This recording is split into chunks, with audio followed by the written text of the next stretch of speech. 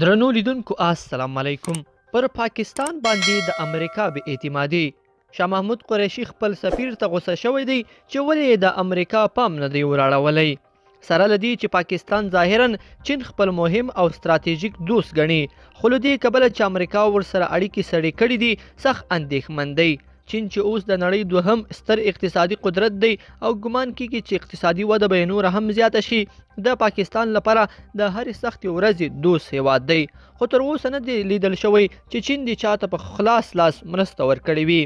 د CNN نیوز 18 د راپور له مخې د پاکستان د بهرنیو چارو وزیر شاه محمود قریشي په وروستیو ورځو کې په واشنګټن کې د پاکستان سفارت ته یو توند لیک استولی چې ویلي دي له امریکا سره تماسونه نه دي نیول شوي او دا هیواد یې خپل کړی نه دی. په واشنګټن کې د پاکستان سفیر اسد مجید خان ته د شاه محمود قریشي د سپتمبر د 28 نیټې په لیک کې ویل شوي چې سفارت د دوه هیوادونو ترمنځ د اغیزمنو اړیکو په ټینګولو کې پاتې راغلی دی. د همداراز یادونه کړې چې په افغانستان کې د کلیدي رول له لوبولو سره واشنګټن د اسلام آباد هیڅ پروا نه ده کړې. قریشي په واشنګټن کې خپل سفیر ته ویلي چې ډیر ډیپلوماټیک اقدامات وکړي په ټولو برخو کې د اسلام آباد او واشنګټن ترمنځ ستراتیژیک اړیکې تضمین شي.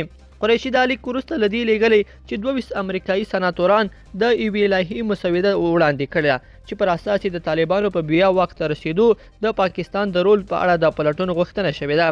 په دې وړاندیز شوې لایحه کې پر پاکستان د بندیزونو غوښتنه هم شوې ده. شنونکي وایي پر پاکستان د امریکا د بندیزونو د لګېدو په صورت کې دا هیواد ممکن وپاشل شي او دا هغه اندېښنه ده چې ګڼ امریکایي چارواکي هم ولري. دوی وایي چې که پاکستان وپاشل شي اتومي وسلې به یې سختدریځو ډلو ته په لاس ورشي. خو له دې سره د امریکا د مرستو بندېدا د پاکستان اقتصادي ستونزې خورا ډېرې کړې دي. پاکستان وایي چې سږکال لږ تر لږه 2 میلیارډ ډالر تاوان کړی دی.